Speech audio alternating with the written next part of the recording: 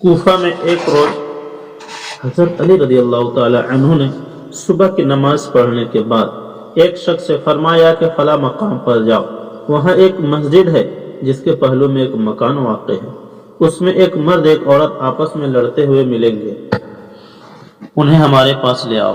وہ شخص وہاں پہنچا تو دیکھا کہ واقعی وہ دونوں آپس میں جھگڑا کر رہے ہیں۔ آپ کے حکم کے مطابق ان دونوں کو ساتھ لے آیا۔ حضرت علی رضی اللہ تعالی عنہ نے فرمایا، آج رات تم دونوں میں بہت لڑائی ہوئی۔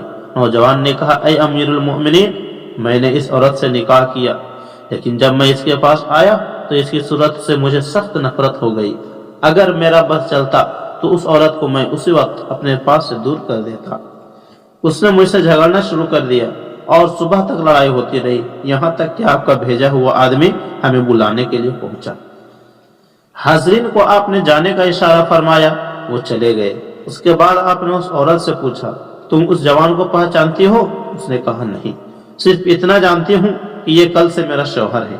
آپ نے فرمایا، اب تو اچھی طرح جان لے، مگر سچ سچ کہنا، جھوٹ ہرگز نہیں بولنا۔ اس نے کہا، میں وعدہ کرتی ہوں جھوٹ ہرگز نہیں بولوں گی۔ آپ نے فرمایا، تم فلاں کی بیٹی فلاں ہو؟ اس نے کہا، ہاں حضور، میں وہی ہوں۔ پھر آپ نے فرمایا، تمہارا چچا زاد بھائی تھا جو تم پر عاشق تھا اور تو بھی اس سے بہت محبت کرتی تھی، اس نے اس بات کا بھی اقرار کیا۔ پھر آپ نے فرمایا، تو ایک دن تو کسی ضرورت سے رات کے وقت گھر سے باہر نکلی تو اس نے تجھے پکڑ کر تجھ سے زنا کیا اور تو حاملہ ہو گئی، اس بات کو تو نے اپنے باپ سے چھپا رکھا؟ اس نے کہا، بے شک ایسا ہی ہوا تھا۔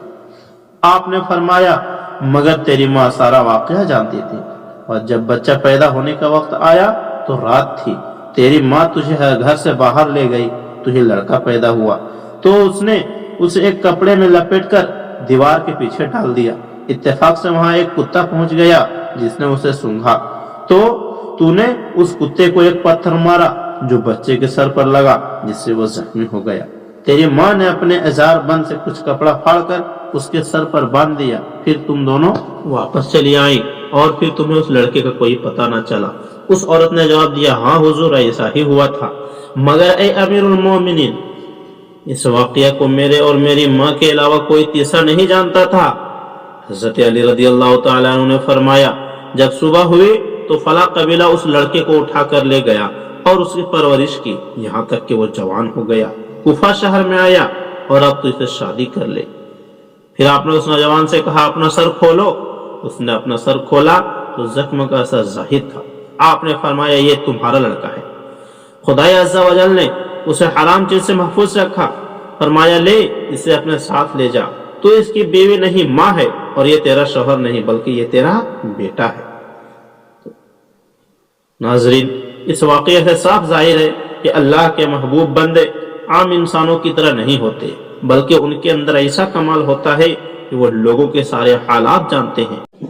مولانا روم رحمۃ اللہ تعالی علیہ فرماتے ہیں، حال تو داند یک یک موبو زاکے پر ہستن از اسرار ہو، یعنی اللہ کے محبوب تمہارے ہر حال سے ذرہ ذرہ آگاہ ہیں، اس لیے کہ ان کے اندر اسرار ربانی بھرے ہوئے ہیں۔